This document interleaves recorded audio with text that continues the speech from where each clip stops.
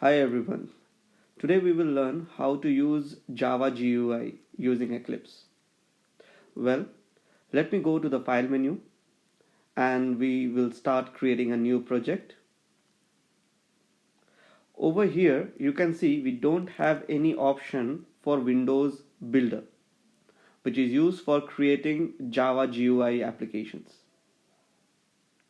Well, so let's install few plugins. To install that, let's go over here, select a repository. So we are selecting this repository, and this repository has a specific naming structure, if you can see over here.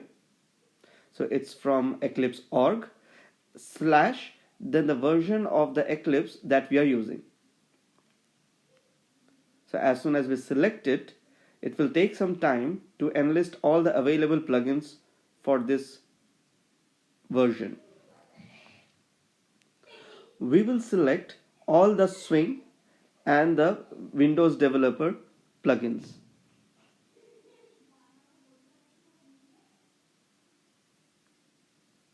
So we will go a bit down. Yep. Let's select all these things.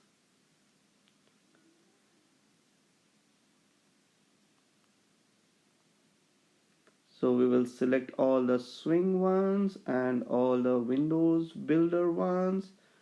Yeah, we're done. And as soon as we're done, we will select the next button.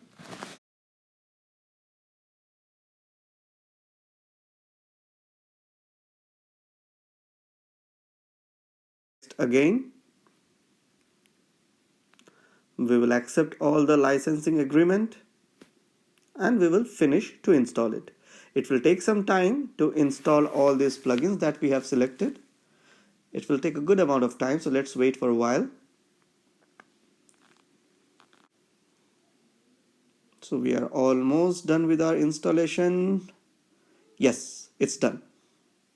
So as soon as we are done with the installation, we will restart the Eclipse.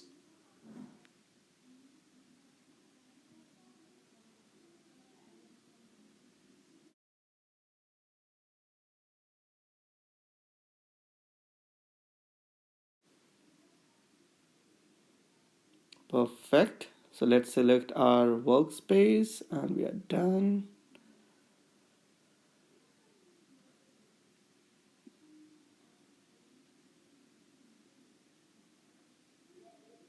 It's taking some time. Yep, we are done. Okay, so now we will create a project. So we will go to project, create a Java project over here. We will select a name for the project.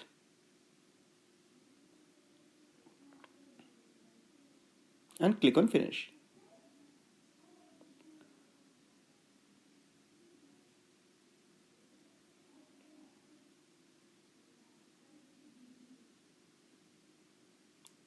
Fine. So now we will right click on this project. We'll go to new, others, and select Windows Builder.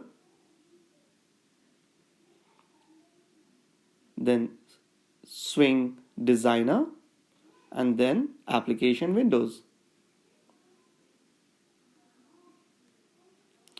We will provide a name of the class that we are going to create as a GUI form and the corresponding package.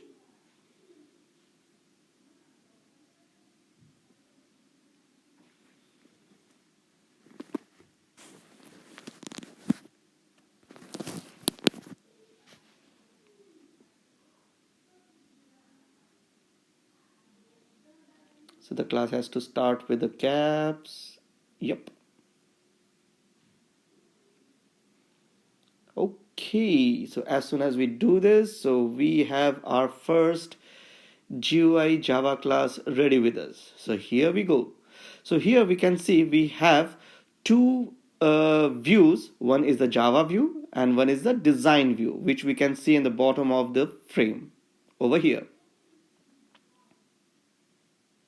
So this is the Java view where we have the Java code, and this is the form view where we can use drag and drop feature to create our form as we need. But before we can start selecting any component, we have to create a layout. So for that, we will select absolute layout. We will click on this, and then we will click in the frame. So this will create a layout into our frame, and now we can very easily select any of the component and put it in our layout. If we have to change any of the properties of any of the component, we can use the left hand side property panel. So for that, we will select the entity, and we can change a lot of properties of this entity. So let's change the visible text of the button. So we are naming it as submit.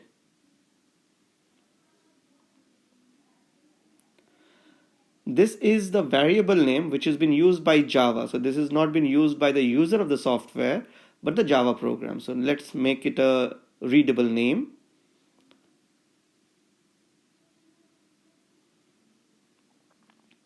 We can also change the color, the font size, everything. So let's change the font size a bit. Yeah, a bit longer. 14 would be fine. Perfect. Okay.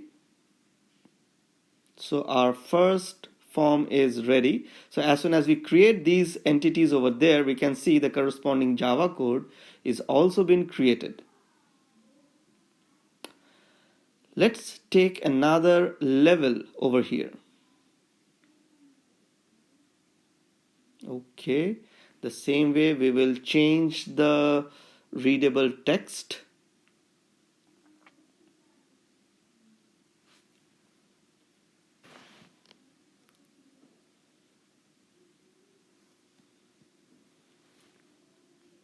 Perfect. We will change the variable name for this level just to keep it in line. Yeah, display would be a good option. Okay, so now we will try to take some action as soon as we click this button. So for that, we have to add an event to this button. In order to do some eventing, we can do either in the Java code. We can write the code over here. Okay, and we can play it over here. We can see, but because we don't have any action, so it will not do anything as of now. Okay, so let's go ahead and start creating some kind of action for this button.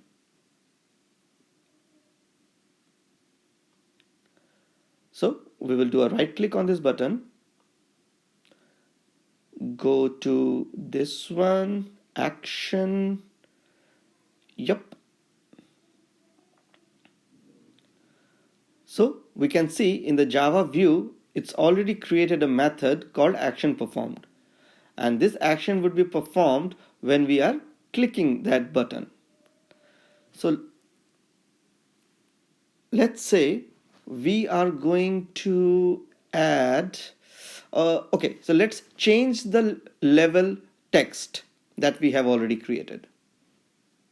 So the level name is, okay, so before we do that, let's move all these things in the below the code, so that all the variables and the entities should have been already declared before we start doing this action.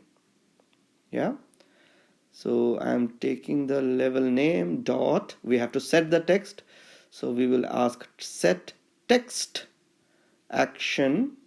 I'm in the method, and we will provide a customize text over here.